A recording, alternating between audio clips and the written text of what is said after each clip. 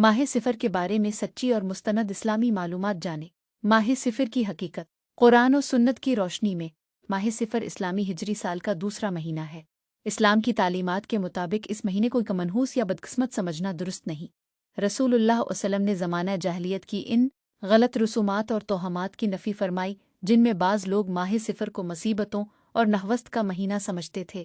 ایک مسلمان کا عقیدہ یہ ہے کہ نفع و نقصان، خوشی و غم، آسانی و مشکل سب کچھ اللہ تعالیٰ کے حکم سے ہوتا ہے، اس لیے ہمیں ہر حال میں اللہ پر بھروسہ رکھنا چاہیے، نماز کی پابندی کرنی چاہیے، قرآن کریم کی تلاوت، ذکر و اذکار، دعا، استغفار اور نیک اعمال میں اضافہ کرنا چاہیے۔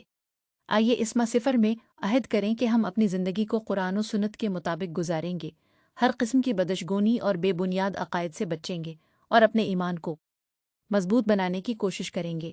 اللہ تعالیٰ ہمیں صحیح عقیدہ، اخلاص کے ساتھ عبادت کرنے اور دین اسلام کو سمجھ کر اس پر عمل کرنے کی توفیق عطا فرمائے۔